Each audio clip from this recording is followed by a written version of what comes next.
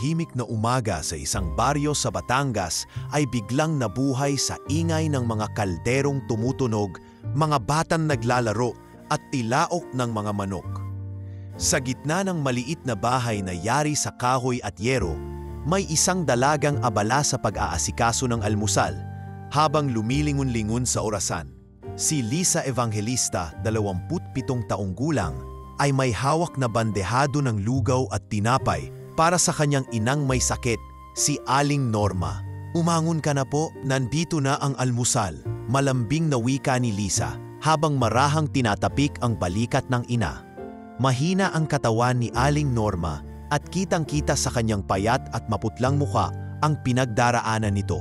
"Ay anak, salamat ha. Pasensya ka na talaga't napapagod ka na siguro sa kakatrabaho." Mahina pero may halong ngiting sabi ni Aling Norma. "Huwag kayong mag-alala ma, kakayanin natin to.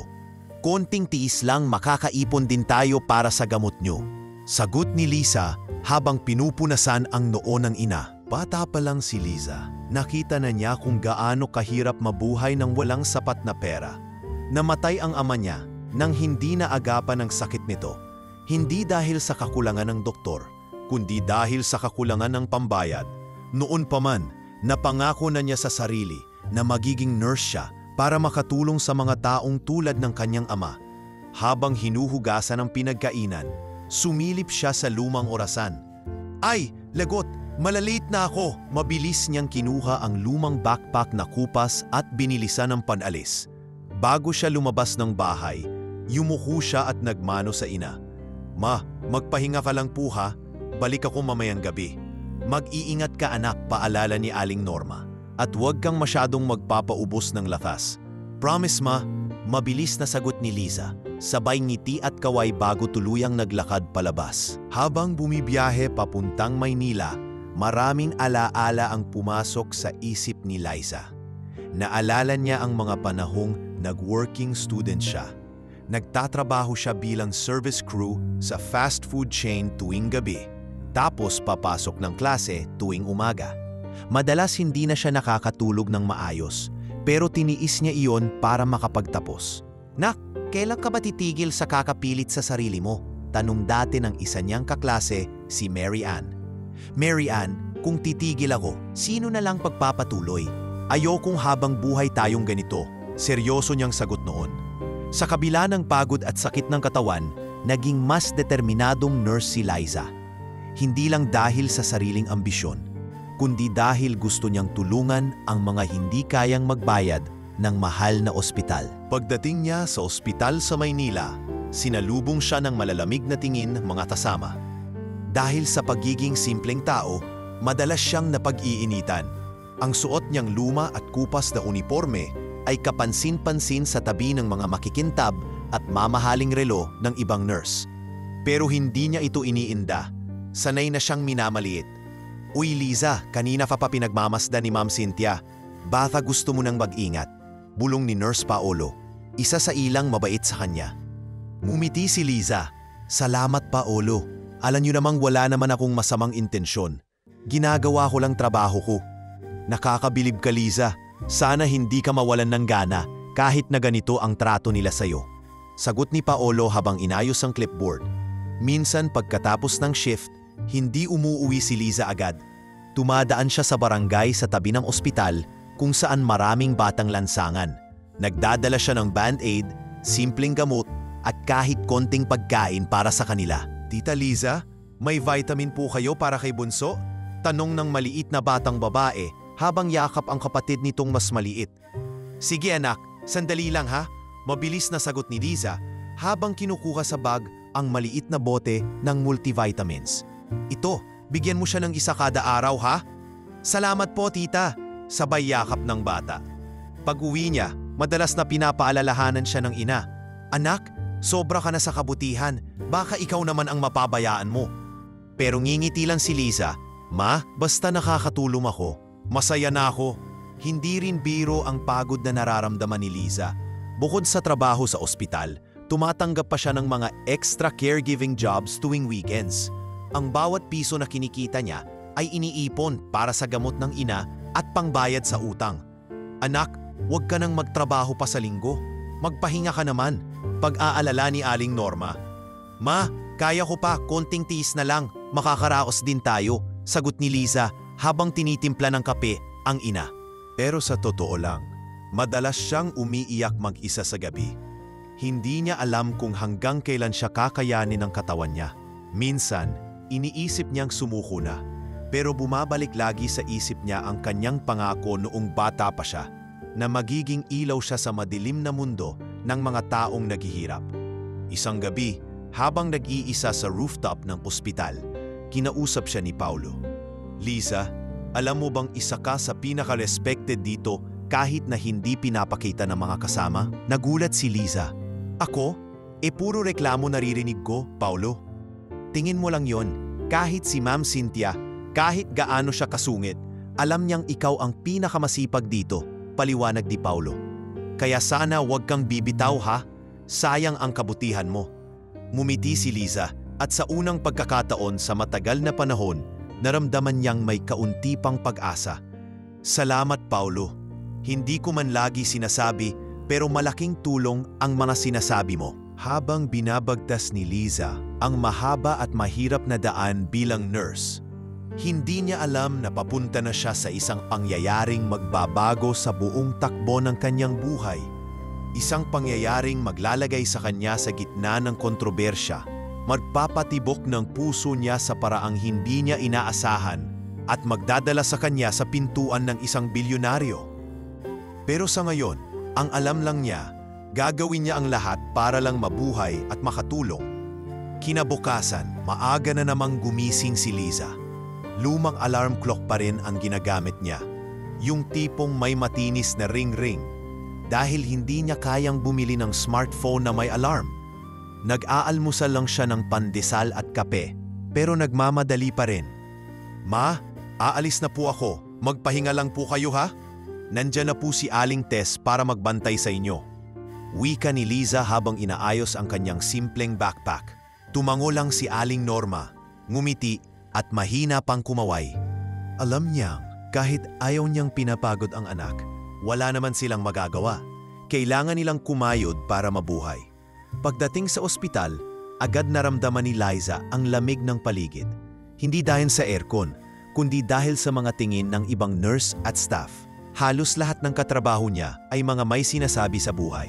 Anak ng doktor, pinsan ng may-ari ng ospital, o kaya ay mayamang pamilya. Si Liza lang ang galing probinsya. Simpleng babae at walang koneksyon. Nakita mo ba yung uniform ni Liza? Grabe, luma na nga hindi pa marunong magdala.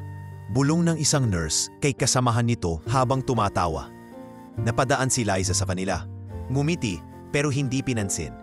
Pinakamasakit para kay Liza ang trato ng kanilang head nurse na si Cynthia. Si Cynthia ay kilala sa pagiging perfectionist, istrikta at medyo mayabang. Nag-aaral pa lang si Liza, kilala na niya ang reputasyon nito. Walang patawad pagdating sa mali. Liza, ano na naman yan? Bakit ang bagal mo sa charting? Dapat tapos na yan kanina pa, singhal ni Cynthia habang sinisilip ang logbook. Sorry po, Ma'am Cynthia, nag-assist lang po kasi ako sa bagong pasyente. Mahina at magalang na sagot ni Liza. Excuse. Alam mo ba kung bakit hindi ka umaangat? Kasi ang bagal-bagal mo. Tingnan mo nga sa sarili mo, parang hindi ka nurse ng private hospital. Ayusin mo nga yan. Tuloy pa ni Cynthia, sabay irap. Narinig ni Paulo ang sigawan, kaya agad siyang lumapit. Ma'am Cynthia, ako na po bahala dito kay Liza. Medyo mahirap po talaga yung bagong pasyente kanina. Paulo, huwag kang makialam ha. Huwag niyo akong tuturuan ng trabaho. Sagot ni Cynthia, sabay lakad palayo. Tumango lang si Paulo, tapos binigyan si Liza ng paboritong tsokolate. Hoy, ayan ha, para medyo lumuwag ang mood mo, biro ni Paulo. Napangiti si Liza kahit papaano. Salamat Paulo, kahit papaano, nandyan ka, sabay kurot sa braso nito. Habang busy sa ward, pansin ni Liza ang ilang pasyente na walang dalaw, lalo na ang mga bata. Ilang beses siyang nag-abot ng libreng laruan o sticker para mapasaya ang mga ito kahit saglit. Mama, mabait po si ate nurse, sabi ng isang batang pasyente kay nanay nito. Narinig yun ni Liza at napangiti. Sa kabila ng pagod, para sa kanya, sapat ng reward ang simpleng ngiti mula sa pasyente. Pagkatapos ng shift, dinalaw niya ang barangay malapit sa ospital. May kaunti siyang dalang first aid supplies at bitamina para sa mga batang lansangan doon. Tita Liza, meron po kayong band-aid?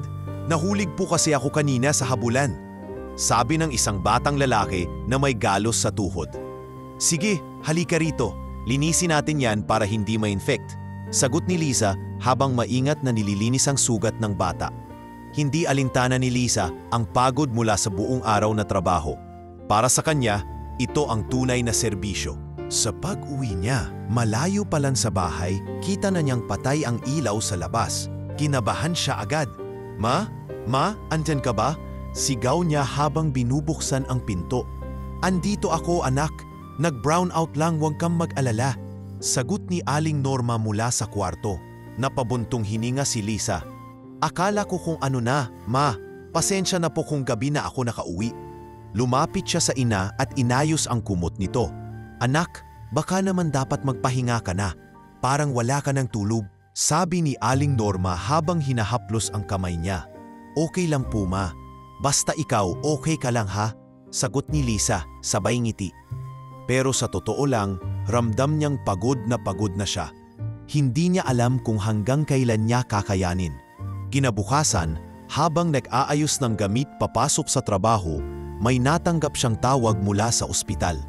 Nagulat siya. Hello, Nurse Liza. Ito si Ma'am Cynthia. Gusto ko lang ipaalala na ikaw ang magiging in charge mamaya sa ER. Make sure na maayos ang lahat, sabi ng bossing niya sa kabilang linya. Opo, ma'am.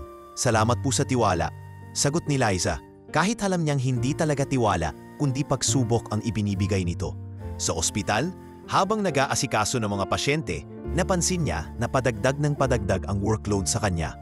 Liza, ikaw na rin ang nag-chart kay Bed 8 ha? Sigaw ng isa pang nurse. Liza, pakilinis na rin ang station. May VIP daw na dadating mamaya. Dagdag pa ng isa. Alam niyan sinasadya na siya ng mga kasamahan, pero hindi na lang siya umimik. Para kay Liza, importante ang matapos ang trabaho ng maayos, kahit na ang tingin sa kanya ng iba ay katulong lang sa ward. Sa gabi, habang nagre-review ng chart, lumapit ulit si Paulo. Liza, napansin mo ba na parang ikaw na lahat ang pinapagawa? Hindi ka na makasabay sa break? Mumiti lang si Liza. Ayos lang, Paulo. Masasanay din ako. Nakakabilib ka talaga. Pero sana matuto ka ring magpahinga, sagot ni Paulo. Napatingin si Liza sa labas ng bintana sa maliwanag na siyudad ng Maynila. Sa dami ng tao, pakiramdam niya ay nag-iisa pa rin siya. Pero sa puso niya, may kaunting liwanag. Ang pangarap niyang makatulong, makapaglingkod at makapagligtas ng buhay. Hindi niya alam na sa mga darating na araw, susubukin siya ng husto. Ngunit sa ngayon, isa lang ang sigurado, gagawin niya ang lahat para manatiling matatag. Gabi na sa ospital, hindi mapakali si Liza habang naka-duty sa emergency room. Maraming pasyente ang dumating. May aksidente sa kansada, may inatake sa puso, at may batang nilalagnat na hindi mapatahimik ng magulang. Sanay na siya sa ganitong gulo, pero ngayong gabi, tila may hindi maipaliwanag na kaba sa kanyang dibdib. Liza, paki-double check ang vitals ng bed 4. Parang bumababa ang oxygen saturation niya. Utos ni Paulo habang hawak ang chart. Sige, Paulo. Salamat. Sagot ni Liza, mabilis na humilos. Ilang beses na silang nagkapaan at nagtutulungan sa gitna ng pagkabisi. Kaya kahit papaano, gumagaan ang trabaho ni Liza kapag kasama si Paulo. Habang sinusuri niya ang pasyente, biglang bumukas ang pinto ng ER. May nagtatakbuhang lalaki, buhat-buhat ang isang bata na duguan at walang malay. Tulong! Tulong! Tinamaan ng bala ang anak ko. Hindi siya gumagalaw. Sigaw ng lalaki habang nanginginig ang mga kamay. Nagulat si Liza, pero agad siyang kumilos. Lumapit siya at tinulungan ng lalaki mailapag ang bata sa stretcher. Ano pong nangyari? Tanong niya habang tinitingnan ang sugat. Naglalakad lang po kami pa uwi. Biglang may nagbarilan sa kanto. Tinamaan siya. Hindi ko alam kung paano. Umiiyak na sagot ng lalaki. Paolo, trauma kit. Bisan mo. Sigaw ni Liza habang pinipigilan ang pagdugo gamit ang pressure bandage. Hindi pa dumarating ang doktor pero alam niyang hindi siya pwedeng maghintay. Liza, baka gusto mong hintayin ang resident doktor. Baka pagalitan tayo. Bulong ni Paolo habang dinadala ang trauma kit. Paolo, hindi na tayo pwedeng maghintay. Titigil ang puso ng batang to kung di natin aaksyonan. Mariing sagot ni Liza. Alam niyang mali sa protokol, pero alam din niyang bawat segundo ay mahalaga. Ginawa ni Liza ang lahat ng alam niya. Chest compressions, pag-stabilize ng sugat, at pag-secure ng airway ng bata. Pawis na pawis siya habang paulit-ulit ang dasal sa isip. Panginoon, huwag niyo pong hayaang mamatay ang batang ito. Pagkatapos ng 5 minuto, dumating ang trauma team at agad na inasikaso ang bata. Tinapik siya ng resident doctor. Good job, Nurse Liza. Hindi na siya aabot kung hindi mo ginawa yan. Huminga ng malalim si Liza, saka tumayo. Napansin niyang nanginginig ang mga kamay niya. Pero kahit papaano, may kaunting ngiti sa kanyang mukha. Buhay ang bata. Hindi pa siya nakaka-recover sa kaba. Tinawag siya ng head nurse na si Cynthia. Liza, sa opisina ka mag-report pagkatapos ng shift mo. Malamig na wika nito. Alam na niya agad, hindi maganda ang ibig sabihin nito. Pagkatapos ng shift, lumapit sa kanya si Paolo. Huwag mo masyadong intindihin si Ma'am Cynthia ha. Alam naming lahat na ginawa mo lang yung tama. Salamat Paolo, pero alam mo namang hindi lang basta gawa ng tama ang importante kay Ma'am Cynthia. Rules pa rin ang importante para sa kanya, mahinang sagot ni Liza. Sa opisina, kasamang nakaupo si Ma'am Cynthia at ang direktor ng ospital. Nurse Evangelista, alam mo bang nilabag mo ang protocol kanina? Malamig na sabi ng direktor. Opo sir, pero alam ko pong hindi na aabot ang bata kung hindi ko aaksyonan agad. Mahinang sagot ni Liza. Hindi ka doktor, nurse. May limitasyon ang tungkulin mo. Hindi ka pwedeng gumawa na ng procedure na hindi mo sakop. Dagdag pa ni Cynthia, sabay tingin ng masama kay Liza. Pero sir, ma'am, hindi ko po ginawa yun para umepal. Ginawa ko lang po dahil emergency po yun. Buhay po yung nakataya. Sagot ni Liza, nanginginig na ang boses. Mag-iimbestiga pa kami, nurse.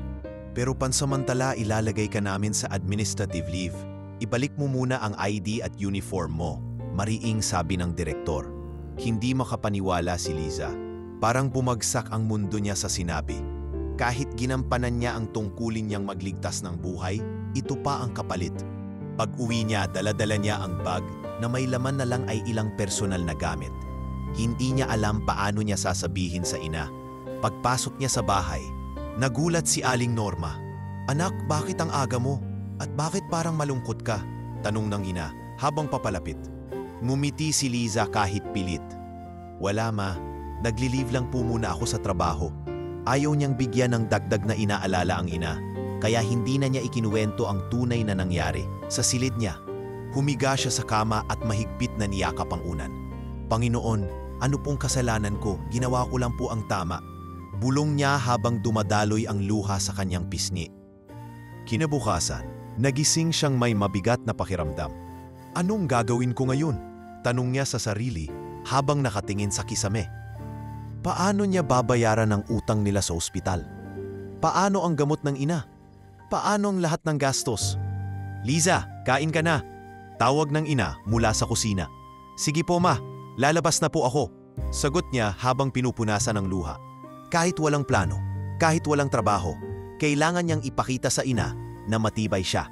Habang nag-aalmusal, biglang may maririnig silang maingay na busina sa labas ng bahay. Liza at ang ina, parehong naglaka. May nakaparadang itim na SUV sa labas, mamahaling kotse na hindi pa nila nakikita sa kanilang kalsada. May bumabang lalaki na naka-business suit, may kasama pang 2 bodyguard. Anak, sino kaya yan? Takang tanong ni Aling Norma. Hindi ko po alam ma, sagot ni Liza habang dahan-dahang lumalapit sa pinto. Narinig niyang may kumatok. 3 beses, mabagal pero matatag. Huminga ng malalim si Liza bago binuksan ang pinto. Magandang umaga, ikaw ba si Nurse Liza Evangelista? Tanong ng lalaki, sabay abot ng kamay. Opo, sino po sila? Mahina at naguguluhang sagot ni Liza. Ngumiti ang lalaki. Ako si Leonardo Sarmiento. Ako ang ama ng batang iniligtas mo kagabi. Sa harap ng maliit nilang bahay, nanatiling nakatayo si Leonardo Sarmiento. ang bilyonaryong ama ng batang iniligtas ni Liza. Matangkad, may magarang suot at may presensyang nakatapanliit, pero sa kanyang mukha ay halata ang pag-aalala. Si Liza, namutla at hindi makapaniwala. "Pipasok po kayo," alok niya, bagamat nagdadalawang isip siya kung tama bang papasukin ang isang mayamang estranghero sa kanilang simpleng tahanan. "Hindi na siguro, Miss Evangelista. Nandito lang ako para magpasalamat," sabi ni Leonardo. "Dahil sa'yo, buhay ang anak ko. Hindi ko maipaliwanag ang utang na loob namin sa'yo." Lumabas mula sa loob si Aling Norma, medyo nanginginig pa. "Anak, sino sila?" Mahinan itong tanong. "Ma, siya po yung tatay ng batang dinala kagabi sa ospital." Mahinang paliwanag ni Liza. Si Leonardo, nang makita ang matandang may sakit, ay lumapit at magalang na nagpakilala. "Mahalaga ka po sa anak mong si Liza. Hindi ko alam ang buong detalye, pero gusto kong malaman mo. Ang anak mo ang naging dahilan kung bakit nabuhay ang anak ko." Pagkatapos ng ilang minuto ng pag-uusap, nagpaalam na rin si Leonardo. Bago siya sumakay sa sasakyan, nilingon niya si Liza. "Miss Evangelista, babalikan kita. Ayokong dito magtapos ang usapan natin." Seryosong sabi niya. Tumango lang si Liza, hindi pa rin makapaniwala sa nangyari. Kinabukasan, pinatawag si Liza ng ospital. Bumalik siya, nagbabaka sakaling maaayos pa ang lahat. Umupo siya sa harap ng direktor at ng head nurse na si Cynthia. "Nurse Evangelista," panimula ng direktor, "napagdesisyonan ng management na tapusin na ang kontrata mo." Nanlumo si Liza. "Sir, ma'am, hindi ba po pwedeng mapag-usapan pa? Nagawa ko lang po yun para mailigtas ang bata. Hindi ko po intensyon na labagin ang rules." Nanginginig niyang sabi. Umiling si Cynthia. "Hindi namin pwedeng palampasin ang paglabag mo. Hindi ka doktor, Liza. Nurse ka lang." Napapikit si Liza sa sakit ng salitang iyon. Nurse ka lang. Pinaghirapan niya ang kursong iyon. Ipinagpuyatan, iniyakan, at ngayon ay parang wala lang sa kanila. "Effective today, terminated ka na. Pakilinis na lang ang locker mo," malamig na sabi ng direktor. Lumabas si Liza sa opisina. Bitbit ang karton na may laman na personal na gamit. Parang mabigat ang bawat hakbang niya. Napatingin siya sa mga kasamahan. May ilan na umiwas ng tingin, may ilan na nagbulungan, at si Paulo lang ang matapang na lumapit. "Liza," mahina nitong tawag, "kahit ano paman, proud ako sa'yo. Alam kong hindi mo ginawa yon para sa sarili mo." Numiti si Liza kahit puno ng luha ang mga mata. "Salamat, Paulo. Hindi ko alam gagawin ko ngayon. Pero salamat at nandyan ka." Sa jeep pa uwi, hindi mapigilan ni Liza ang umiyak. Ang mga katabi niya, tinitingnan siya ng may pagtataka, pero wala siyang pakialam. Nang dumating siya sa bahay, sinalubong siya ng ina. "Anak, bakit? Bakit ang aga mo? At bakit ganyan ang mukha mo?" Nag-aalalang tanong ni Aling Norma. "Ma," nauutal na sabi ni Liza, sabay yakap sa ina. "Tinanggal na po nila ako sa trabaho." Niyakap siya ni Aling Norma ng mahigpit kahit mahina na ito. "Anak, huwag kang susuko ha. Nakikita ng Diyos ang ginagawa mong kabutihan. May dahilan ng lahat." Pero kahit anong sabihin ng ina, hindi maalis ni Liza ang lungkot. Paano na sila? Paano ang gamot ng ina? Paano ang bayarin? Hindi siya sanay na walang ginagawa. Sanay siya na laging may tinatakbuhan, may inaalagaan, may pinagkakakitaan. Ngayon, parang binawi lahat sa isang iglap. Lumipas ang mga araw, pilit naghahanap si Liza ng trabaho. Nag-apply siya sa mga maliliit na klinika, pero laging nauunsyami. "Overqualified po kayo," sabi ng iba. "Ay, ikaw ba yung nurse na tinanggal sa St. Catherine Hospital? Nabalitaan namin yan," sabi naman ng iba. Napansin ni Liza na kahit saan siya magpunta, dala-dala niya ang mansa ng nakaraan. Parang kahit saan, tinutulak siyang bumalik sa umpisa. "Anak, baka naman magpahinga ka muna." Mungkahi ni Aling Norma isang gabi. "Hindi naman masamang magpahinga, anak." "Ma, paano po ang gamot ninyo? Paano po tayo kakain?" sagot ni Liza. Bagamat sa loob niya, gusto na niyang umiyak. Isang gabi, habang nag-iisa sa kanilang sala, napansin ni Liza ang lumang picture frame sa mesa. Larawan nila ng kanyang yumaong ama. Bata pa siya noon. Niyakap niya ang frame at nagdasal.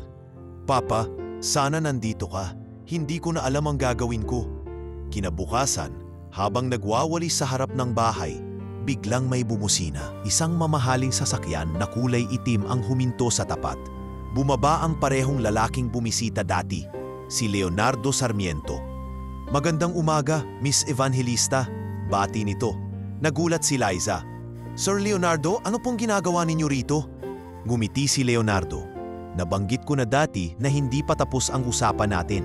Gusto kitang alukin ng trabaho. Nagtagal ng ilang segundo ang katahimikan sa pagitan ni Liza at ni Leonardo Sarmiento. Ang lalaking nasa harap niya ay isang sikat na pangalan sa bansa, kilalang negosyante, may-ari ng maraming kumpanya at isa sa pinakamayamang tao sa bansa. Ngunit ngayon, nakatayo ito sa harap ng kanilang maliit na bahay, naka-business suit at may kakibat na hangaring alukin siya ng trabaho. Miss Evangelista, hindi ko alam ang buong nangyari sa ospital ninyo, pero nalaman kong natanggal ka matapos mong uligtas ang anak ko. Hindi ko matanggap yun. Mahinang sabi ni Leonardo, diretsyong tumingin sa mga mata ni Liza. Napalunok si Liza. Hindi niya alam kung ano ang mararamdaman. Kaba, lungkot, takot o pag-asa. Sir, salamat po sa alok ninyo.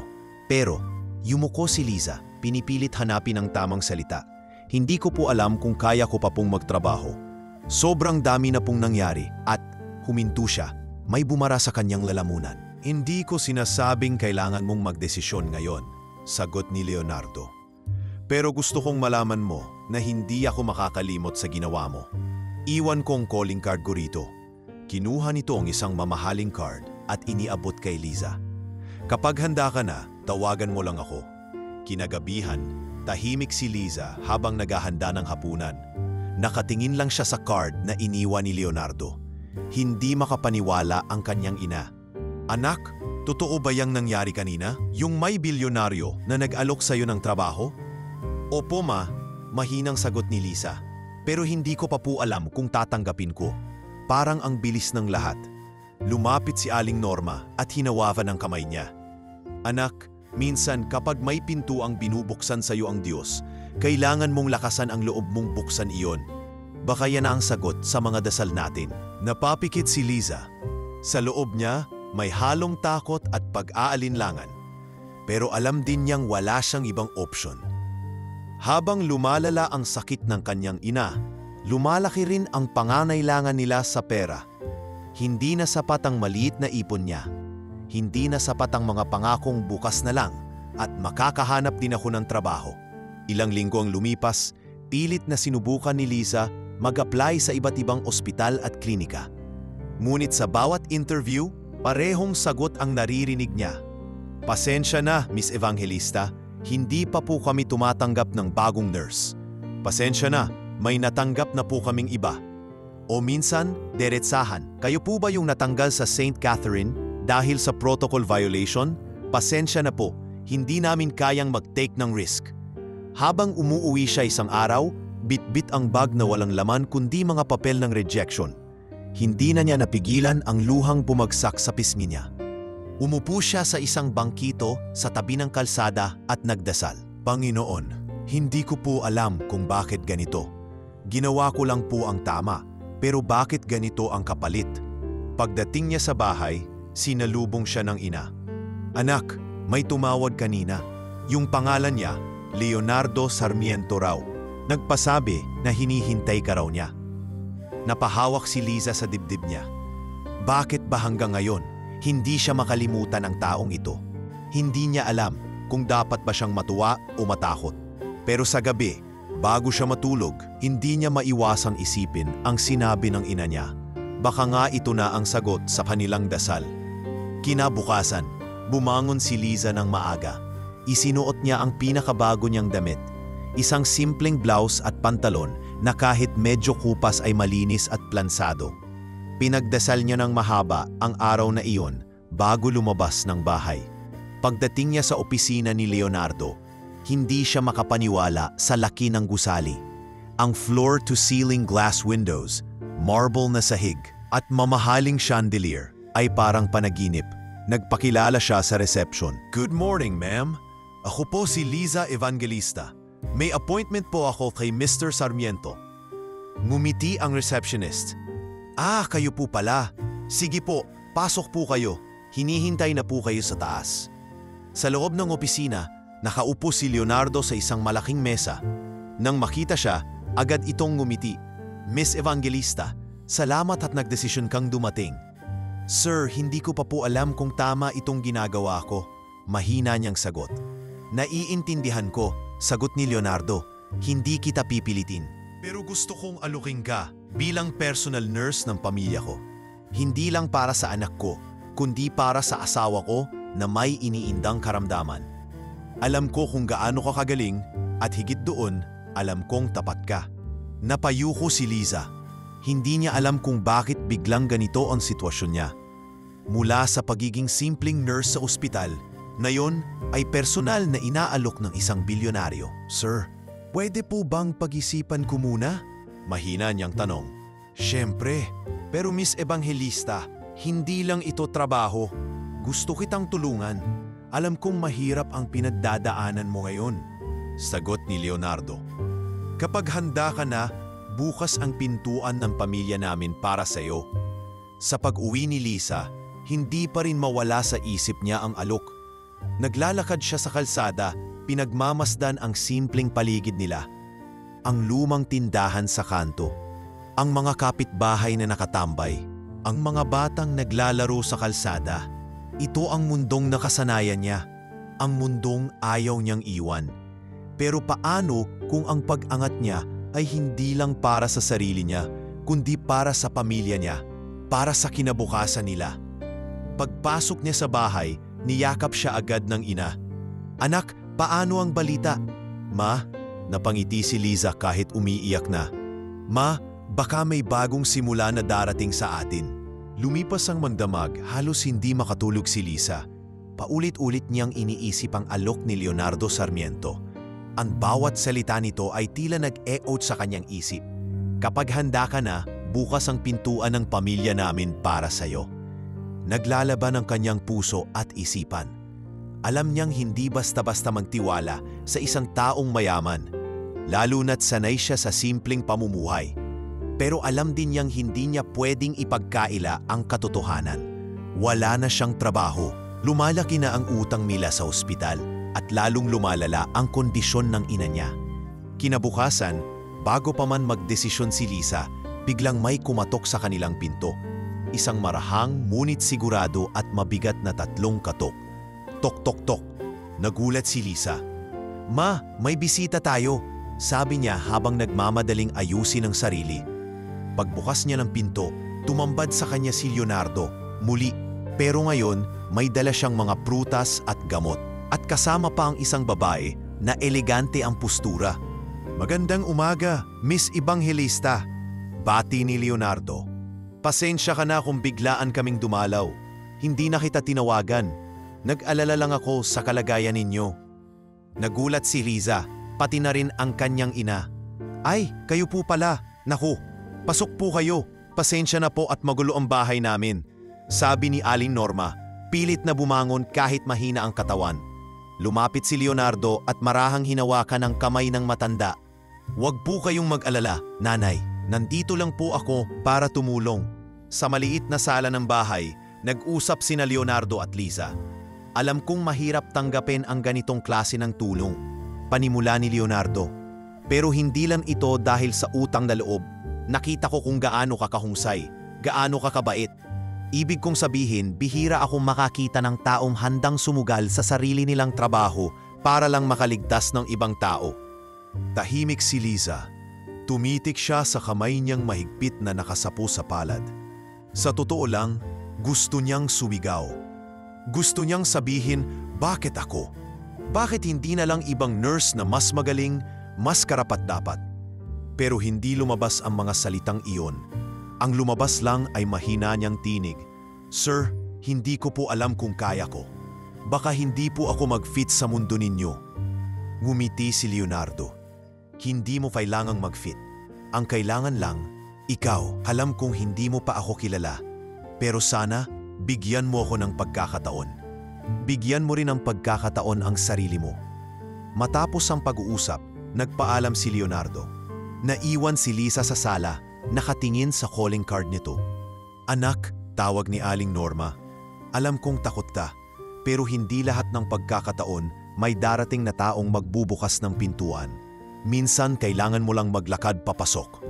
Umiyak si Liza habang nakayakap sa ina. Ma, natatakot ako. Paano kung hindi ko kayanin? Paano kung mabigo lang ako ulit? Hinawakan ni Aling Norma ang mukha ng anak. Anak, sa dami ng pinagdaanan mo, hindi ba't napatunayan mo na sa sarili mo kung gaano ka kalakas? Hindi mo lang alam, pero pinagmamalaki kita. Sobra. Kinabukasan, nagpasya si Liza na tawagan si Leonardo. Nanginginig ang kamay niya habang tinatype ang numero. Hello, Miss Evangelista? Sagot ng boses sa kabilang linya. Hello po, Sir Leonardo. Gusto ko lang po sanang sabihin. Tatanggapin ko na po ang alok ninyo. Mahina pero matatag na sabi ni Liza. Narinig niya ang masayang tinig sa kabilang linya. Salamat, Miss Evangelista.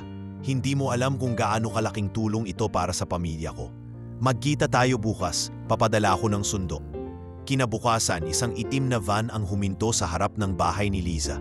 Nagpaalam siya sa ina, dala ang maliit na bag na may lamang ilang damit at personal na gamit. Ma, babalik po ako agad. Hindi ko po kayo pababayaan. Sabi niya habang mahigpit na yakap ang ina. Anak, mag-ingat ka ha. Huwag mong kakalimutang magdasal. Paalala ni Aling Norma. Pagdating niya sa mansyon ng mga Sarmiento, hindi siya makapaniwala sa laki nito. Parang palasyo, may fountain sa harap, hardin na punong-puno ng bulaklak at mga staff na nakauniforme. Sinalubong siya ni Leonardo at ng asawa nitong si Mrs. Cecilia Sarmiento, isang eleganteng babae pero may mahinang katawan. Ikaw pala si Liza? Mahina pero may ngiting sabi ni Cecilia. Salamat sa pagpunta. Ang asawa ko, laging ikaw ang kinukwento.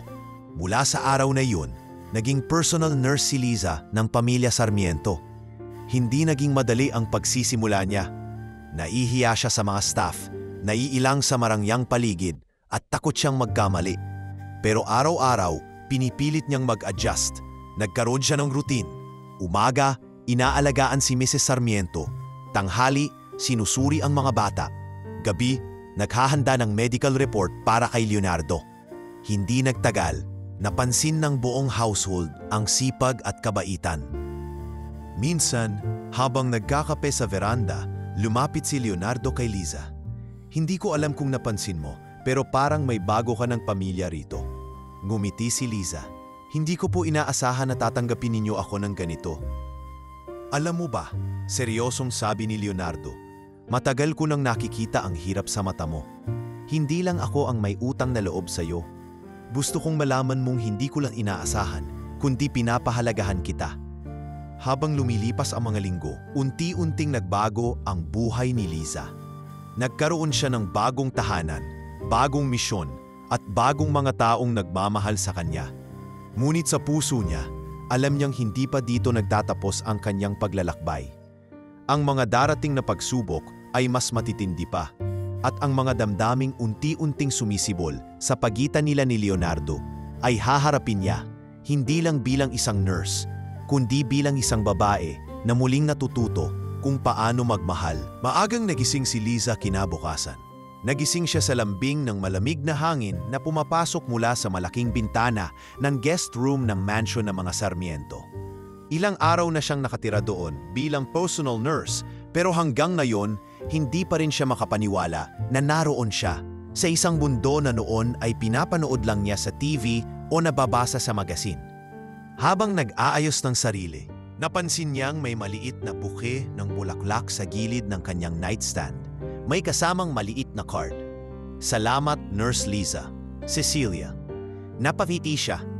Kahit simpleng kilos, ramdam niya ang pagpapahalaga ng kanyang pasyente. Pagbaba niya sa breakfast table, sinalubong siya ng mapangong aroma ng kape at sinangag. Nandoon si Leonardo, nakasuot ng puting polo at maong pants, nagbabasa ng dyaryo. Magandang umaga, Miss Evangelista. Bati nito. Medyo pormalang tono, pero may halong ngiti. Magandang umaga rin po, Sir Leonardo. Magalang na sagot ni Liza habang maingat na umupo sa gilid ng mesa.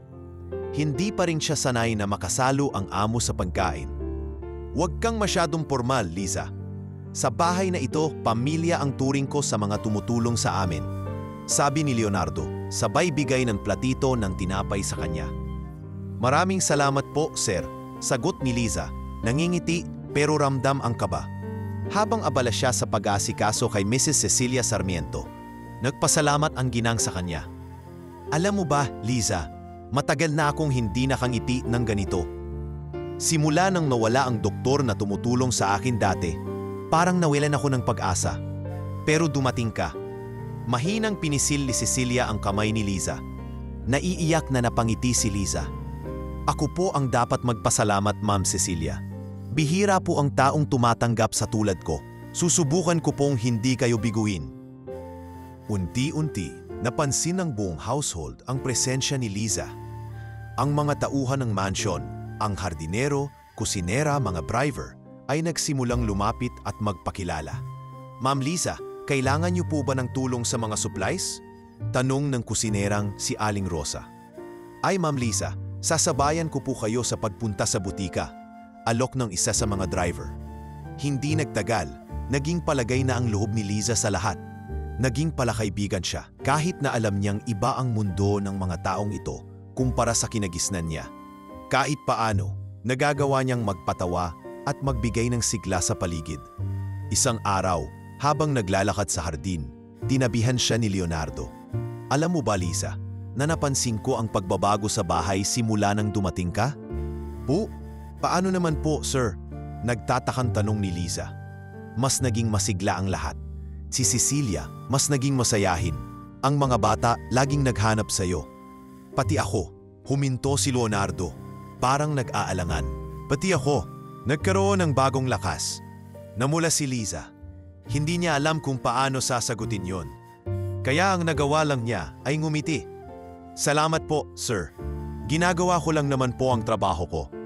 Sa mga susunod na araw, mas naging palapit ang ugnayan nila Liza at Leonardo.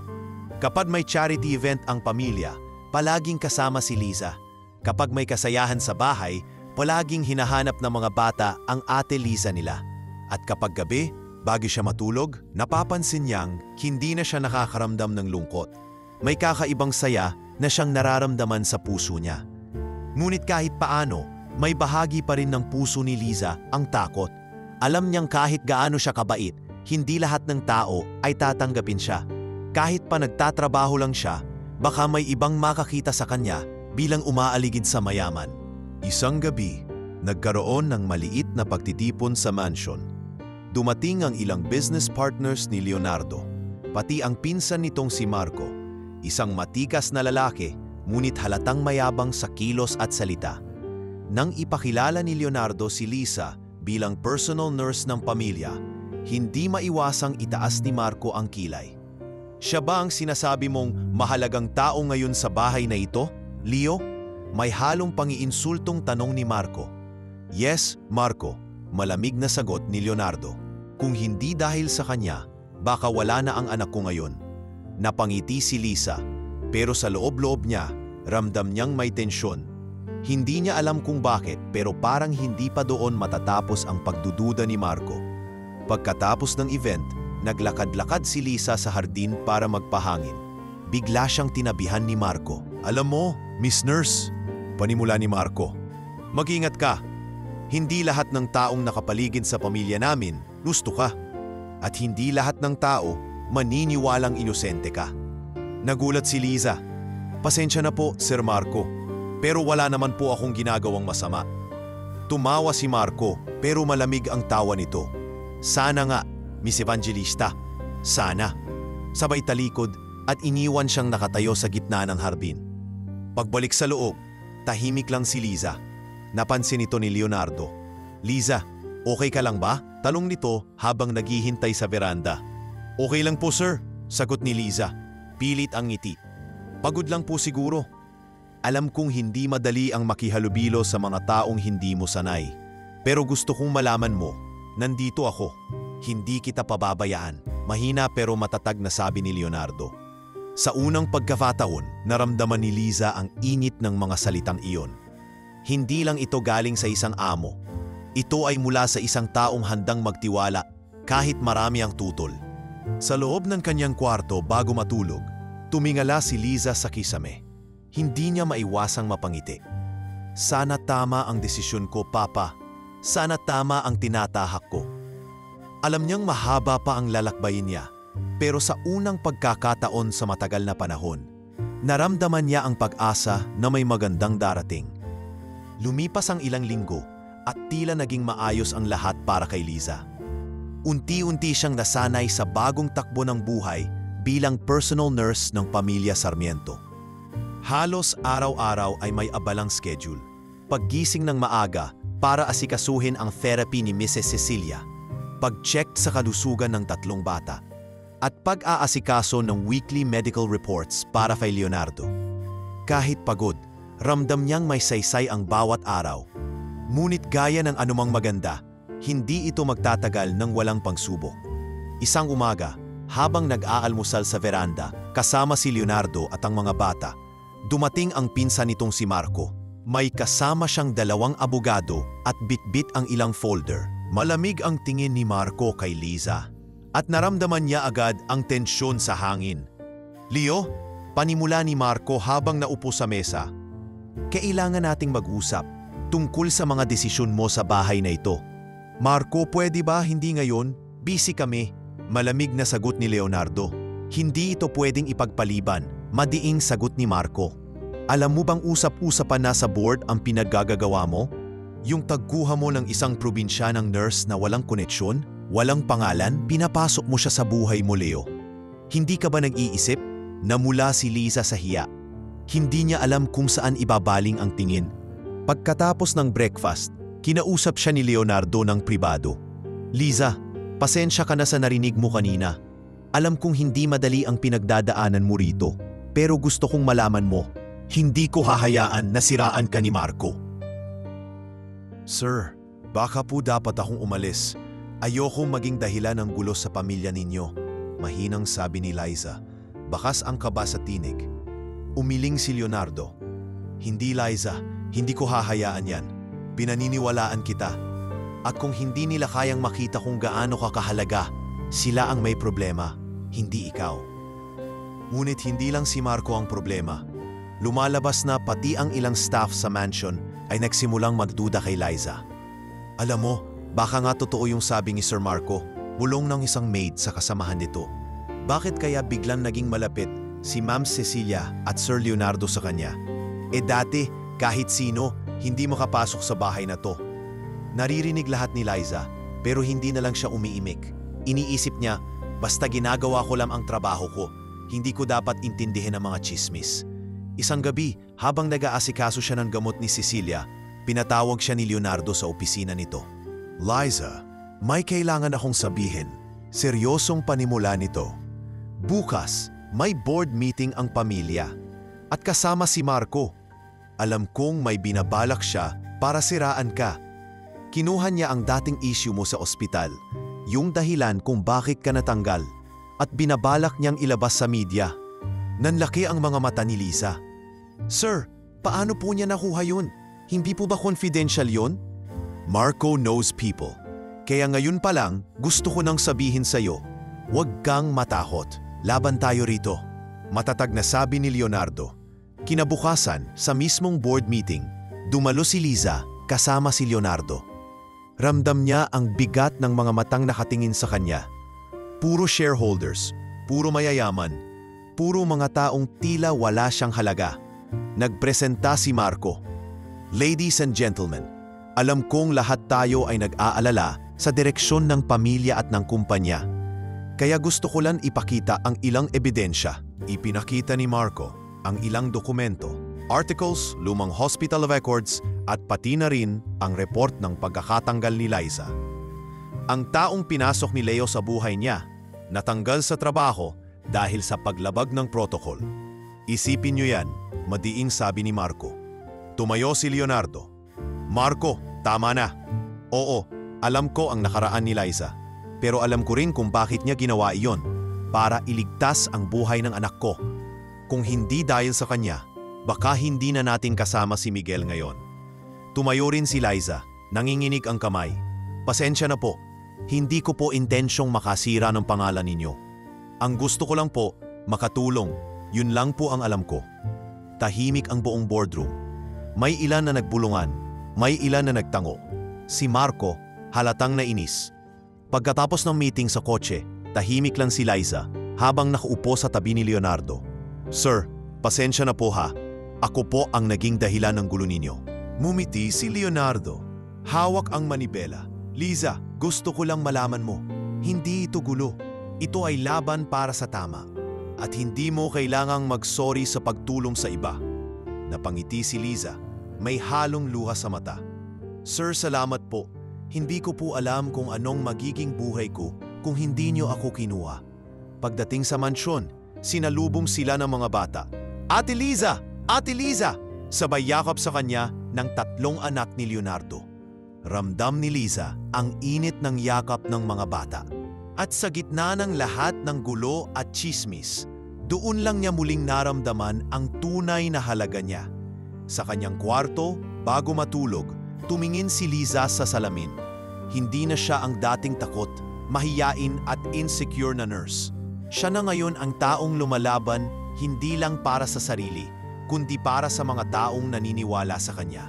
At sa puso niya, alam niyang ito pa lang ang simula. Pagkatapos ng matitinding pagsubok sa board meeting, tila mas naging malapit ang loob ni Liza at Leonardo. Kahit pa maraming hindi pa rin kumbinsido sa paligid nila, hindi nagpatinag ang dalawa. Ang mga bata sa mansion, lalo na ay mas lalong napalapit kay Liza, na para bang siya ang naging pangalawang ina sa kanila. Isang umaga, habang nag-aalmusal sa garden, lumapit si Cecilia kay Liza. Liza, alam mo bang matagal na akong hindi nakikitang ganito si Leonardo? Mahina at puno ng ngiti ang sabi ng ginang. Lagi na lang siyang seryoso, laging nakatutok sa negosyo. Pero simula nung dumating ka, parang muli siyang nabuhay. Nagulat si Liza. Ma'am Cecilia, hindi ko po alam ang sasabihin. Nahihiyang ngumiti siya habang inaayos ang upuan ng ginang. Huwag ka nang mahiya, anak. Sabi ni Cecilia, mahina pero may lambing. Alam kong may kakaiba sa pagitan ninyo ng asawa ko. At hindi ako tutol. Basta't pareho kayong totoo sa isa't isa. Nanlaki ang mata ni Liza. Hindi niya alam kung dapat siyang matuwa o mahulog sa upuan sa kaba. May nararamdaman ba si Sir Leonardo para sa kanya?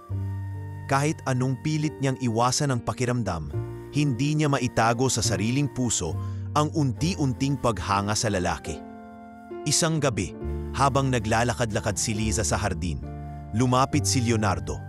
Nakasuot ito ng simpleng polo at pantalon, hindi tulad ng karaniwang business attire nito. Liza, panimula ni Leonardo. Napapansin kong laging mabigat ang loob mo nitong mga araw na ito. Ano bang iniisip mo? Nagulat si Liza, pero hindi siya makaiwas. Sir, pasensya na po kung minsan malayo ang isip ko. Hindi ko lang po alam kung paano ko haharapin ang lahat ng nangyayari. Hindi po ako sanay sa atensyon, sa galit ng ibang tao, sa mga chismis. Tahimik si Leonardo sandali, tapos ngumiti ng marahan. Alam mo, Liza, akala ko noon, wala nang magpapabago sa akin. Simula nang mawala ang asawa ko. Puro negosyo na lang ang inatupag ko. Nawala na ang kulay ng mundo ko. Pero nung dumating ka, napatingin si Liza kay Leonardo. Ramdam niya ang kabog ng kanyang puso. Sir, baka po hindi tama yan. Ngumiti si Leonardo. Hindi ko alam kung ano ang tama o mali. Ang alam ko lang, Liza, malaki ang utang na loob ko sa'yo. At higit pa doon, malaki ang tiwala ko sa'yo. Lumipas ang mga linggo, naging mas malinaw kay Liza ang nararamdaman niya. Sa bawat pagngiti ni Leonardo, sa bawat simpleng tanong nito kung kumain na pa siya, sa bawat pagkakataong ipinagtatanggol siya nito, unti-unti nararamdaman niyang may kakaibang puwang na ang lalaki sa kanyang puso. Ngunit sa kabila nito, hindi mawala ang kanyang mga pag-aalinlangan. Paano kung hindi totoo? Paano kung nagkakamali lang siya? Paano kung mahulog siya at masaktan? Minsan habang nag-aasikaso siya ng gamot ni Cecilia, bigla siyang kinausap ng ginang. Liza, anak.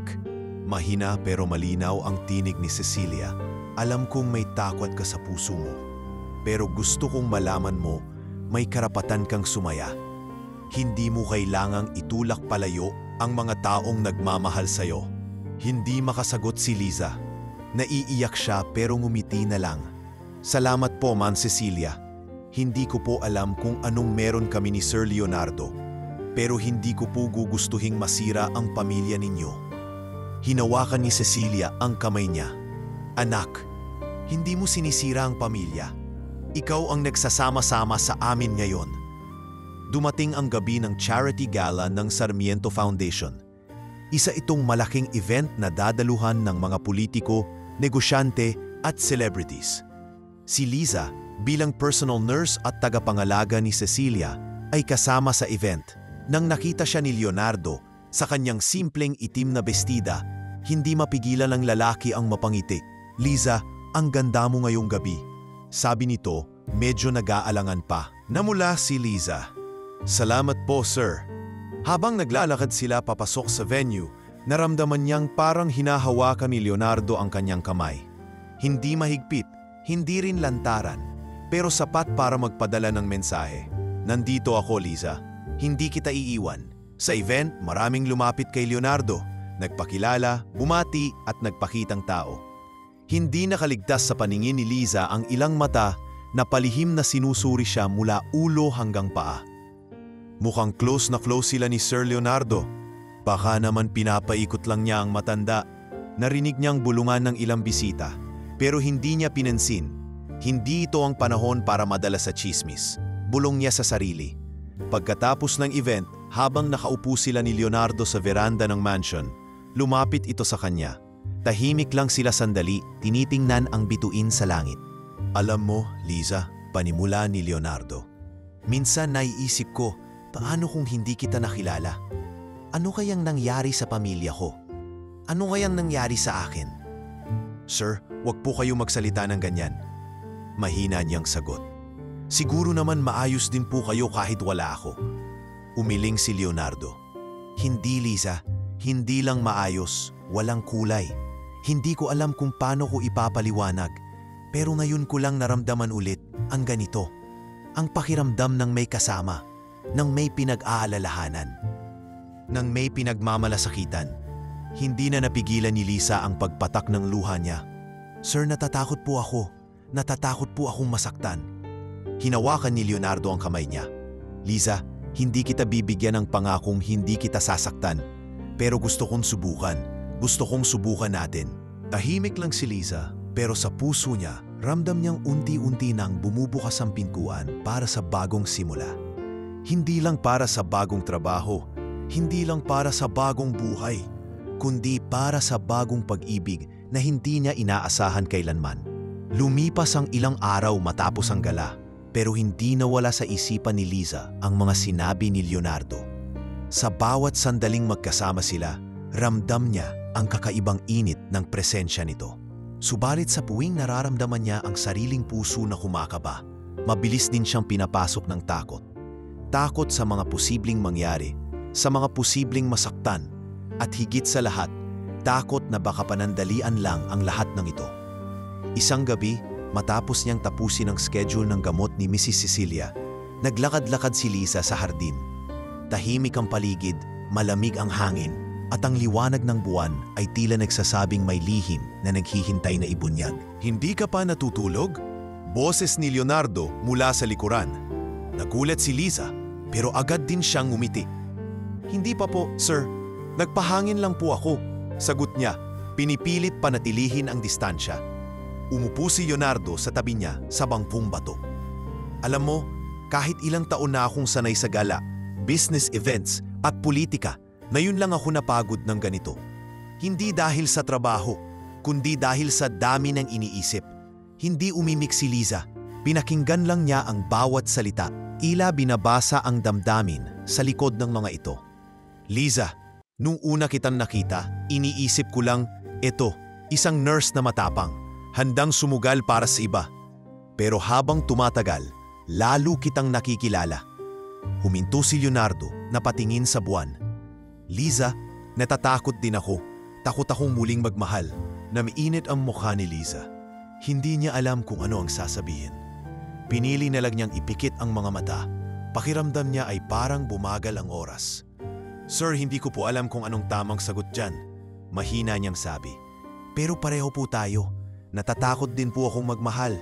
Hindi ko po alam kung kaya ko, kung handa ako." Hinawakan ni Leonardo ang kamay niya, hindi mahigpit, hindi pilit, kundi marahan lang, parang sinasabing nandito lang ako. "Hindi kita pipilitin, Liza. Ang gusto ko lang, malaman mo na may lugar ka rito, sa pamilya namin at sa puso ko." Paglipas ng ilang linggo, naging formal na ang kanilang relasyon. Hindi naging madali ang lahat. May ilang tao sa paligid ng pamilya Sarmiento ang hindi sang-ayon. Ang ilang business partner ni Leonardo ay nagtanong, "Sigurado ka ba sa nurse na yan?" Ang ilan sa mga tauhan sa mansion, bagamat tahimik, ay hindi maitago ang pagtaas ng kilay kapag magkasama silang dalawa. Ngunit sa kabila ng lahat ng ito, mas pinili ni Leonardo at Liza na manatiling totoo sa isa't isa. Tuwing linggo, sabay silang bumibisita sa simbahan. Tuwing gabi, sabay silang nagkakape sa veranda, nagtatawanan tungkol sa mga simpleng bagay, at minsan, sabay ding silang nagbabantay kay Mrs. Cecilia kapag hindi ito makatulog. Isang araw, habang nasa kusina si Liza, nagpunta si Leonardo sa kanya. "Liza," panimula nito, "may iniisip akong malaking desisyon. Gusto kong malaman mo muna bago ko sabihin sa iba." Nag-aalalang napatingin si Liza. "Ano po yun, sir?" "Gusto kong ipakilala ka sa mga anak ko, hindi lang bilang nurse nila, kundi bilang taong mahal ko," seryosong sabi ni Leonardo. Nagulat si Liza, muntik niyang mabitawan ang tasa ng kape. "Sir, sigurado po ba kayo?" Mumiti si Leonardo. "Matagal ko na yan pinag-isipan, Liza. Alam ko hindi magiging madali, pero hindi ko kayang itago sa mga anak ko ang nararamdaman ko." Kinagabihan, tinipon ni Leonardo ang tatlong anak nila sa sala. Si Miguel, 9 na taong gulang, si Sophie, 7 taong gulang, at si Nathan, 5 taon. Nakaupo silang lahat, tahimik, habang si Liza ay nasa tabi ni Cecilia, hawak ang kamay nito. "Mga anak," panimula ni Leonardo, "kilala niyo si Ate Liza, hindi ba? Matagal na siyang tumutulong sa atin, lalo na kay mami niyo." "Opo, Papa," masayang sagot ng mga bata. "Gusto ko lang malaman ninyo," nagpatuloy si Leonardo, "na si Ate Liza ay hindi lang nurse natin. Mahal siya ni Papa." Nagkatinginan ng mga bata, saka biglang sabay-sabay na tumakbo kay Liza at niyakap siya. "Ate Liza! Ate Liza! Ang saya naman!" Hindi napigilan ni Liza ang mapaiyak. Hinaplos niya ang ulo ng mga bata, sabay tingin kay Leonardo. Sa unang pagkakataong naramdaman niyang tanggap siya, hindi lang bilang isang tauhan, kundi bilang bahagi ng pamilya. Kinabukasan, habang nag-aalmusal, tinanong ni Liza si Leonardo, "Sir Leonardo, sigurado ka po ba sa lahat ng to? Maraming tao ang tututol, maraming maguhusga." Hinawakan ni Leonardo ang kamay niya sa ilalim ng mesa. "Sigurado ako, Liza. Hindi ko hinahanap ang perpektong babae. Hinahanap ko ang taong totoong magmamahal, at nakita ko yun sa'yo." Habang lumilipas ang mga buwan, hindi lang sa puso ni Leonardo naging mahalaga si Liza. Ang foundation ng pamilya ay nagsimulang umunlad, at kasama si Liza, nagkaroon sila ng mga outreach program para sa mahihirap na bata. Si Liza ang madalas nasa frontline, nag-aasikaso ng medical missions, nagbibigay ng libreng check-up at nag-aabot ng tulong. Kahit naabala sa charity, hindi rin niya nakalimutan ang ina niya sa Batangas. Tuwing Sabado, umuuwi siya sa kanilang probinsya para bisitahin si Aling Norma. Kasama niya si Leonardo at paminsan-minsan pati ang mga bata. Isang gabing umuulan, magkasama silang dalawa sa veranda, nakabalot sa kumot, nagkakape. "Liza," bulong ni Leonardo, "alam mong sa kabila ng lahat ng ito, may mga haharapin pa tayong pagsubok, hindi ba?" Tumamo si Liza. "Opo, alam ko. Pero alam ko rin, kaya natin yan. Basta magkasama tayo." Nagkatitigan silang dalawa, at sa ilalim ng malamig na ulan at liwanag ng buwan, nagtagpo ang kanilang mga labi sa isang halik na puno ng pag-asa at pangako. Hindi nagtagal, lumabas ang matagal nang iniiwasang unos. Mula nang opisyal nang maging magkasintahan sina Liza at Leonardo, lalong umingay ang mga bulong sa paligid nila. Hindi lang sa mansion, kundi pati sa media, sa board ng kumpanya, at sa mga kasosyong negosyante. Kahit anong pag-iwas ni Liza, hindi niya mapipigilan ang pagkalat ng mga chismis. Isang hapon, habang nag-aayos siya ng gamot para kay Cecilia, lumapit si Marco, ang pinsan ni Leonardo.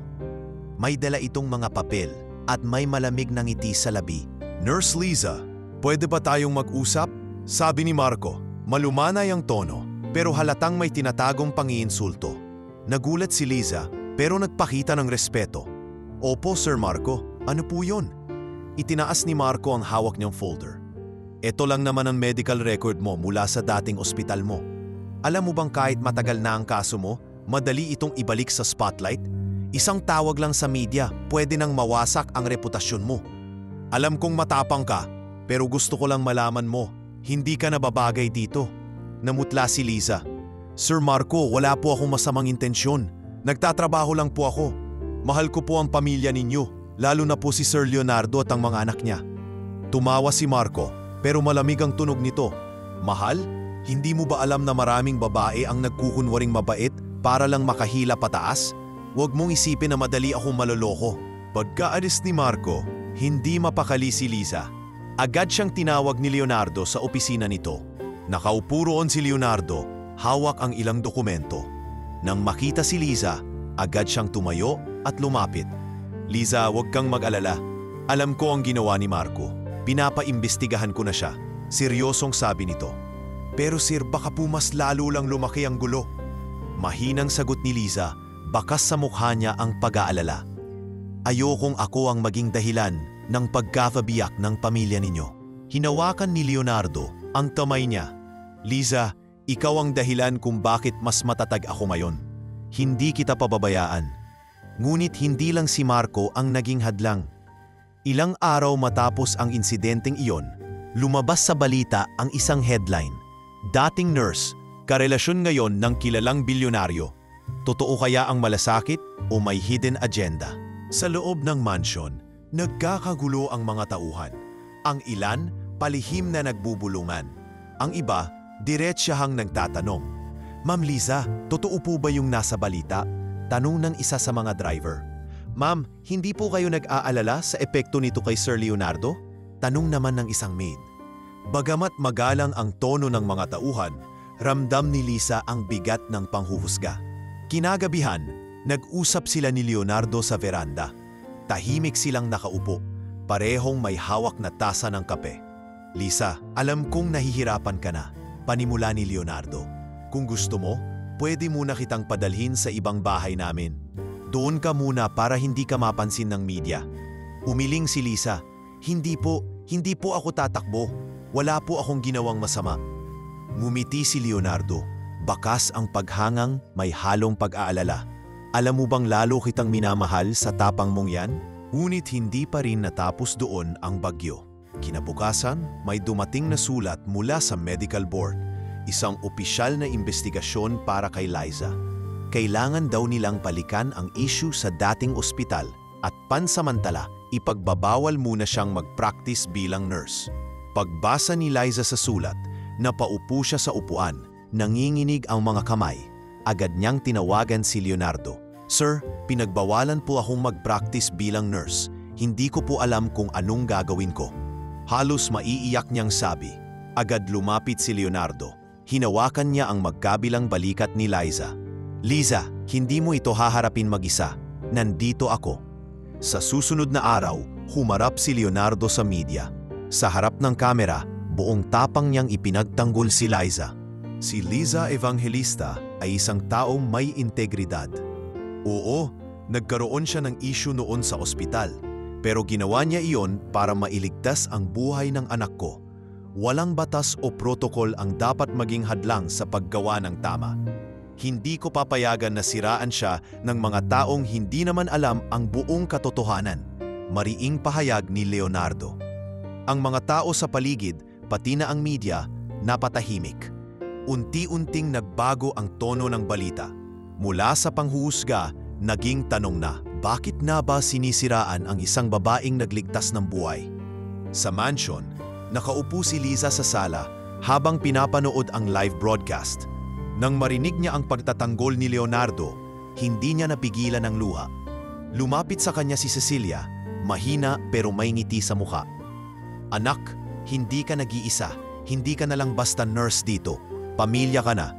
Niyak siya ni Cecilia, kasabay ng pagdating ng 3 bata na sabay-sabay yumakap sa kanya. Ate Liza, huwag kang umalis ha. Hindi na napigilan ni Liza ang pag-iyak. Hindi dahil sa lungkot, kundi dahil sa sobrang pasasalamat. Sa kalagitnaan ng lahat ng kaguluhan, natagpuan ni Liza ang pinakamahalagang bagay. Hindi lang pag-ibig, hindi lang pag-asa, kundi ang katotohanang sa kabila ng lahat ng pagsubok, may mga taong maninindigan para sa kanya. At sa puso niya, alam niyang handa siyang lumaban. Para sa sarili, para sa mga taong mahal niya, at para sa pag-ibig na hindi niya inaasahang darating. Lumipas ang ilang linggo ng pagod, tensyon at kaba. Araw-araw, humaharap si Liza sa panibagong investigasyon ng medical board, habang si Leonardo naman ay abala sa pag-aayos ng legal na suporta para sa kanya. Hindi biro ang pinagdadaanan nilang dalawa. Laman ng balita ang pangalan nila, pinag-uusapan ng publiko, at hindi mabilang ang bashers at taga-suporta sa social media. Ngunit sa kabila ng lahat ng ito, may isang bagay na hindi matinag, ang tibay ng loob ni Liza. Kahit pa pinagbawalan muna siyang mag-practice bilang nurse, hindi siya nagkulong sa kwarto o nagtago sa likod ng mga pader ng mansyon. Sa halip, araw-araw siyang lumalabas para tumulong sa mga bata, mag-organisa ng charity events, at magbigay ng tulong sa mga nangangailangan. Liza, sigurado ka ba na okay lang sa'yo ito? Baka mapagod ka. Tanong ni Leonardo, minsang nakita niyang nag-iimpake ng mga gamot at bitamina si Liza para sa outreach program nila. Ngumiti si Liza kahit may bakas ng pagod sa mukha. Sir, hindi ko po kayang manahimik lang. Kahit hindi ako makapagtrabaho bilang nurse ngayon, hindi ibig sabihin na hindi na ako makakatulong. Napangiti si Leonardo. Hindi ka talaga matitinag.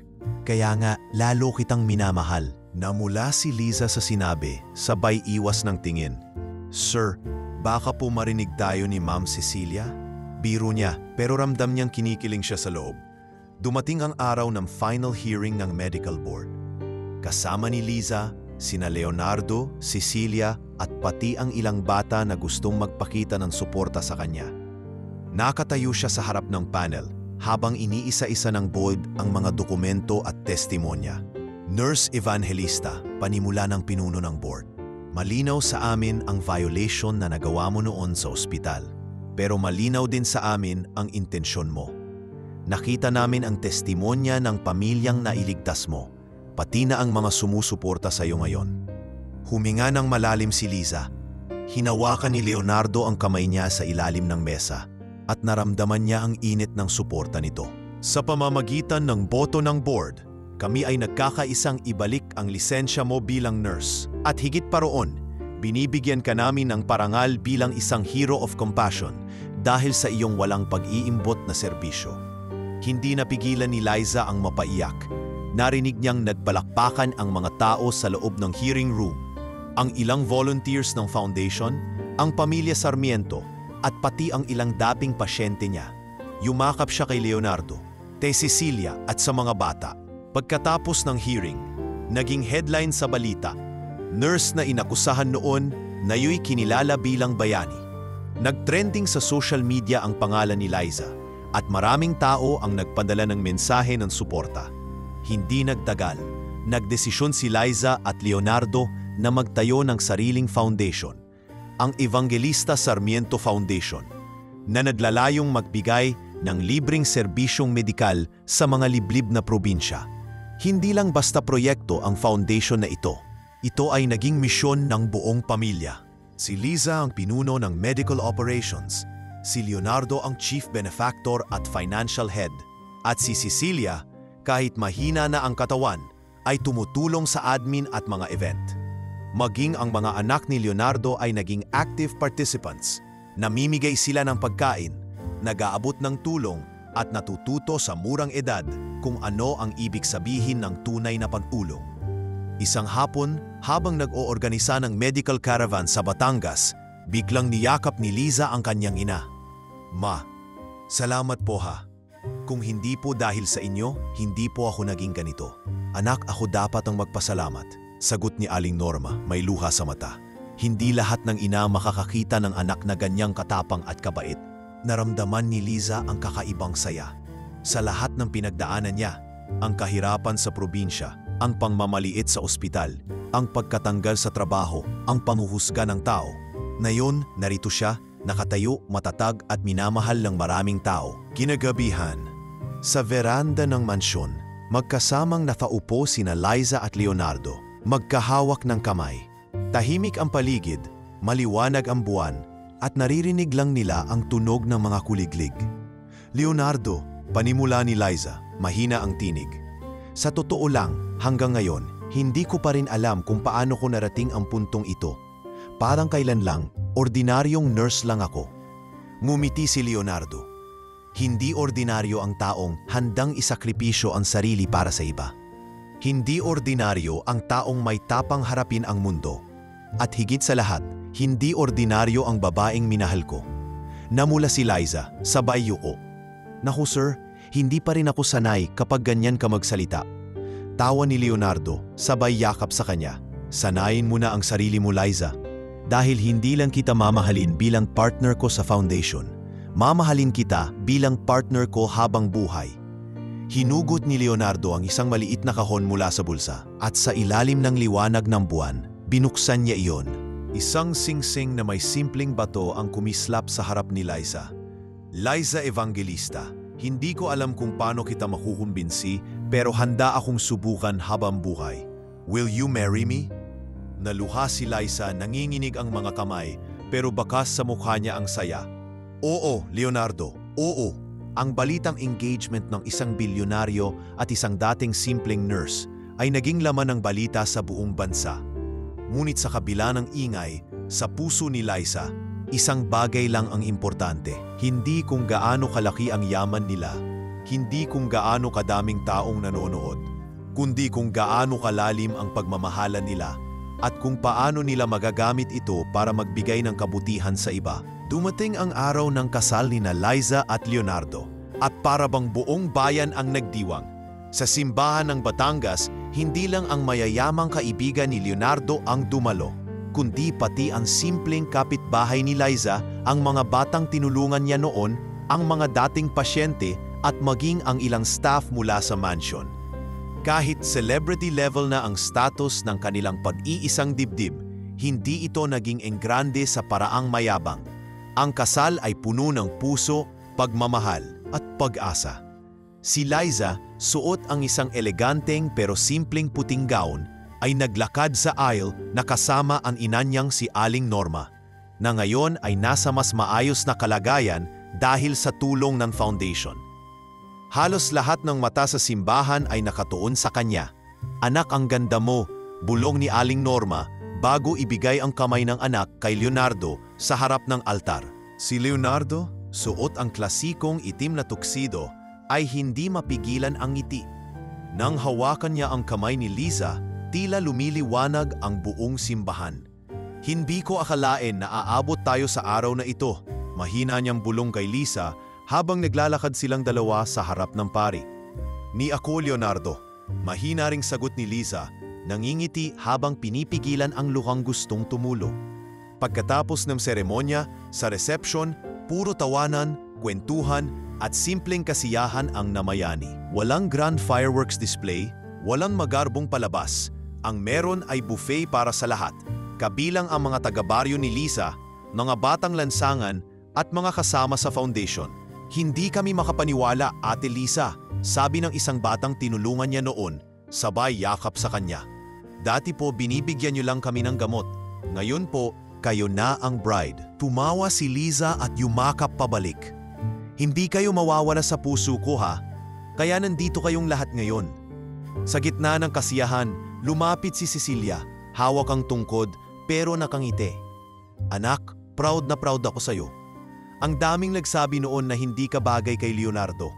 Pero sa puso namin, alam naming ikaw ang nagbigay ng bagong buhay sa kanya at sa amin. Naluha si Liza at miyakap ang biyenan. Salamat po, Ma'am Cecilia. Hindi ko po makakalimutan ang kabutihan niyo. Ilang buwan pagkatapos ng kasal, lumipat si Liza at Leonardo sa isang mas maliit pero modernong bahay malapit sa probinsya. Pinili nilang lumayo sa ingay ng Maynila para makapokus sa family life at sa foundation. Sa bawat araw, magkasama silang bumibiyahe sa iba't ibang lugar para magpatayo ng libreng klinika, maghatid ng gamot at magsagawa ng libreng operasyon para sa mahihirap. Sa opisina ng Evangelista Sarmiento Foundation, laging aktibo si Liza. Hindi siya naupo lang sa lamesa para mag-sign ng papeles. Siya mismo ang lumalapit sa mga doktor, sa mga nurse at sa mga pasyente. Sa bawat medical mission, hindi siya nawawala. Ma'am Liza, hindi po ba kayo napapagod? Tanong ng isa sa mga volunteer. Ngumiti si Liza, pawis-pawisan pero masigla. Hindi ito nakakapagod kapag alam mong maraming buhay ang nababago. Hindi nagtagal, biniyayaan sila ng 2 anak, isang babae at isang lalaki. Lumaki ang mga bata sa parehong prinsipyo na itinuturo ni Liza.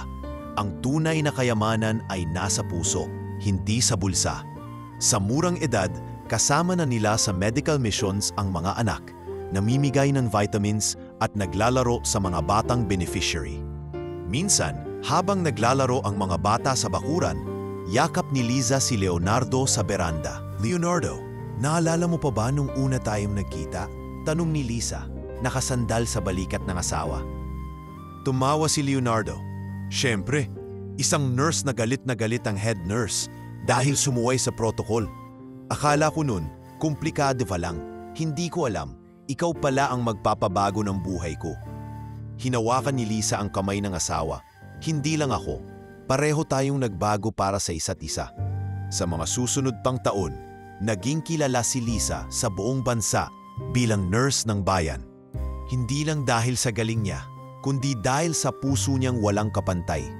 Nakilala siya sa mga awards night, binigyan ng parangal ng gobyerno, at inalok pa ng mga politiko na pumasok sa serbisyo publiko. Pero lagi siyang tumatanggi. Bakit hindi ka tumakbo sa posisyon, Ma'am Liza? Tanong ng isang reporter minsan. Simple lang po, sagot niya. Masaya na po akong nagtatrabaho sa labas ng entablado. Hindi po kailangan ng titulo para makatulong. Isang gabi, habang nakaupo si Liza sa harap ng kanilang maliit na altar sa bahay, nagdarasal siya. Panginoon, salamat po sa lahat. Salamat po sa mga pagsubok na dumating, kasi doon ko po natutunan ang totoong halaga ng buhay. Salamat po sa pamilya ko, sa asawa ko at sa mga taong nagmahal sa akin kahit wala akong pangalan, kahit wala akong kayamanan. Sa likod niya, lumapit si Leonardo at niyakap siya. Ano bang pinagdarasal mo, mahal ko? Mumiti si Liza. Wala, nagpasalamat lang ako sa lahat ng biyayang binigay sa akin. Niyakap siya ni Leonardo ng mahigpit. Liza, kahit ilang beses ko pang sabihin, ikaw ang pinakamagandang nangyari sa buhay ko. Niyakap din ni Liza ang asawa. At ikaw ang pinakapinagpapasalamat ko, Leonardo. Sa kanilang lumang bahay sa Batangas, may nakadisplay na larawan ni Liza na nakasuot ng nurse uniform. Yakap ang isang batang pasyenteng nailigtas niya noon. May nakasulat sa ilalim, hindi sukatan ang kayamanan para magmahal. Sa puso lang nasusukat ang tunay na yaman. Araw-araw, dumarating ang mga taong humihingi ng tulong sa foundation. Araw-araw, lumalabas si Liza sa pinto ng kanilang bahay, may ngiti sa labi at handang umalalay. Sa kanyang simpleng buhay, naging bayani siya. Hindi dahil sa headline, hindi dahil sa pera, kundi dahil sa kabutihang walang hinihintay na kapalit. At sa huling sandali ng ating kwento, isang pangako lang ang malinaw sa lahat, na si Liza, mula sa pagiging simpleng nurse na pinaglabanan ng lahat, ay nanatiling matatag, mapagmahal, at tunay na kahanga-hanga